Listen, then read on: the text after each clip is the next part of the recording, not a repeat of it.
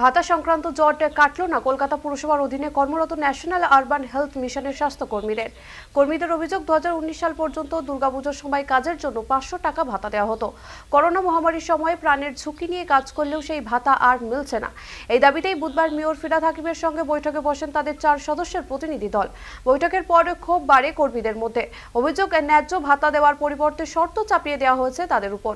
উল্টে বলা হয়েছে অঙ্গনওয়াড়ি বা আশা কর্মীদের মতো আউটডোর কাজ করলে তবেই 450 টাকা ভাতা দেওয়া হবে। অপরদিকে স্বাস্থ্যকর্মীদের প্রশ্ন, ল্যাব টেকনিশিয়ান বা মেডিকেল অফিসাররা কিভাবে রাস্তায় গিয়ে কাজ করবেন?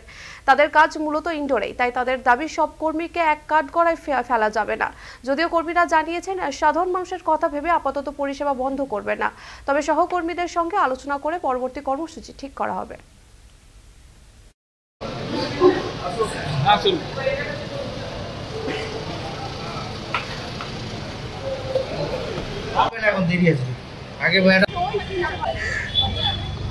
মন্তব্য করা যায়, কিন্তু আমরা কাজ করব, কাজ আমাদেরকে করতে হবে এবং পাবলিকের স্বার্থে কাজ করতে এসেছি।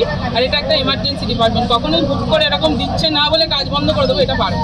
কিছু মনে হচ্ছে না আপনাদের সঙ্গে অন্যায় করা হচ্ছে? তার জন্য আপনাদেরও তো সংসার আছে। 6 বছর ধরে এই অন্যায়টা চলেই এসেছে। শুধু আজ পুজোর ডিউটি নয়, অনেক অনেক জায়গায় এরকম অন্যায় হয়। আমরা শুধুমাত্র পাবলিকের স্বার্থে সেগুলো মেনে নিই। পুজোর যে এই যে 100 টাকাটাও দেন, সেটা হয় আগের বছর পুজোর ডিউটি অ্যানাউন্স হওয়ার ঠিক 1 মাস আগে। তো ওনারা বলেছেন টাকা তো বাড়ানো যাবেই না, উপরন্ত সবাই তাহলে আপনারা আউটডোর স্টাফ হয়ে যান। এবার এখানে আছে মেডিকেল অফিসার, সে নিশ্চয়ই রাস্তায় বসে পেশেন্ট দেখবে না বা বাইরে যাবে না। ওনারা অন্যভাবে আমাদের ফাঁদে ফেলে এটা বন্ধ করলে যে 500 টাকা করা যাবে না যদি আপনারা আউটডোর স্টাফ না হন, আপনারা ইনডোর, তাই জন্য 100 টাকাই পাবেন। এটাই আজকে বেরোলো। আপনাদের ছুটির কথা ভাবা হবে।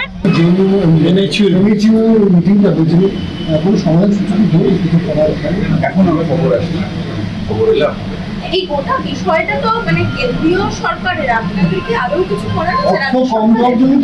মানে জাতীয় কমিশনের থেকেই তো বেতন হয়। এটা আমি এখন কোনো রিমার্কস করছি না, আমরা দেখিনি।